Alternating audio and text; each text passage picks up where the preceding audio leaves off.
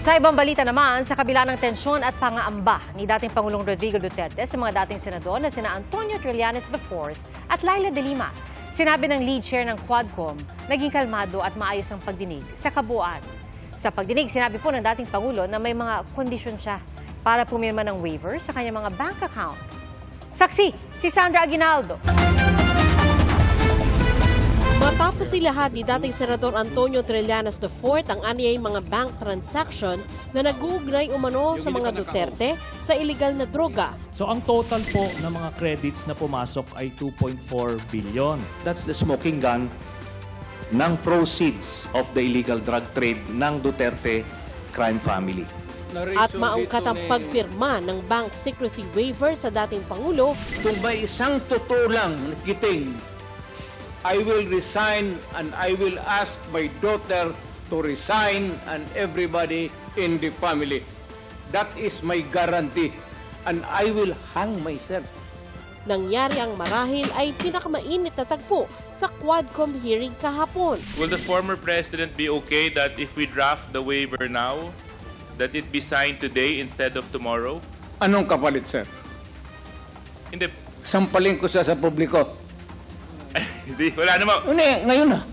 Wala pong ganunan. Mr. Chairman. I'll give you sasampalin ko sa Mr. Chairman. Session suspended. Session suspended.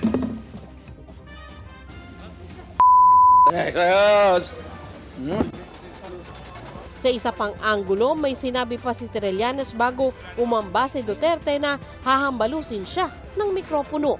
Sasampalin ko sa Mr. Chairman. Session suspended. Session suspended.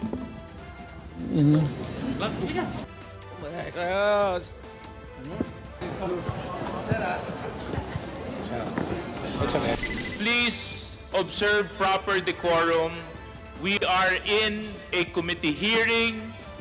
We have already stressed from the very beginning that the proper rules, decorum, will be implemented regardless of who you are. Sorry ho. Sa pagpapatuloy ng hearing, ilang beses na ungkat muli ang tungkol sa waiver. Tinanong si Duterte, pipirma ba talaga siya o may kondisyon ba? I have to ask my wife to appear here and to ask her if she is ready to waive the bank secrecy law.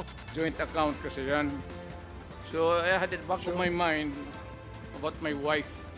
Pero giit ni Trillanes, Just for the record, joint account between Duterte and Vice President Sara Duterte. So sila not the wife. Yun po ang dun sa nakuha natin. And just like what I anticipated earlier, Mr. Chairman, na yung pagsasabi niya na he's willing to sign a waiver, it's the same thing. It's always a bluff. Sige po, pwede, papayag ako, sampalin niyo ako, pero pirma muna kayo sa waiver. Just to maintain decorum on this proceeding, and just to be fair, may we request the former senator not to provoke any resource persons because that won't do any good to anyone. I apologize, Please, Mr. thank you Chairman. very much, Mr. Chair. Sasampalin niya ako eh. Ano ba yun? Hindi ba provocation yon? Di sinabi ko, oh, halika, sampalin mo na ako. pero sabi ni Quadcom lead chair Congressman Robert Ace Barbers, sa pangkalahatan, calm and orderly ang pagdinig kahapon. Well, I'm glad no na walang expletives, walang foul language. Although may lumusot na iilan, no? Pero generally, it was all calm, it was all orderly, at higit sa lahat, and we were able to elicit significant information from him. Kaya aniya, walang na-contempt kahit pa inambahan ng dating Pangulo si Trillanes at si dating Senadora Laila de Lima.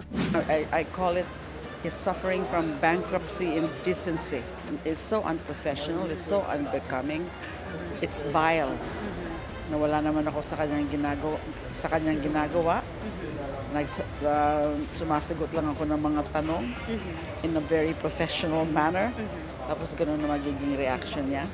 Ayon sa Quadcom, sapat naman ang paalala ng Quadcom sa lahat na panatilihin ang proper decorum. To some people, it looks offensive. No? To some people, this probably will be perceived as a playful gesture of the president. So, we really cannot judge ano yun. But of course, the attention of the president was and the other resource persons there was actually told by the chair. Sinabi ng chair, let's maintain proper decorum. I think that was enough message for all the... Pag nagsasabi ako ng imposible, biro yan. Pero pag naiba ang nagmukha ko, tapos nagkagat ako ng ngipin, ibig sabihin galit ako at gusto ko magsalita. Sa November 21 na susunod na Quadcom hearing, nang tanungin si Duterte kung dadalo pa siya, Maybe not. Bakit ba ako tatawagin nilang awa naman sila? Mamatay na tayo niya sa edad ko. at kaugnay naman sa bank waiver. Bago lisanin ng Kamara kahapon, may sinabing kondisyon ang dating Pangulo.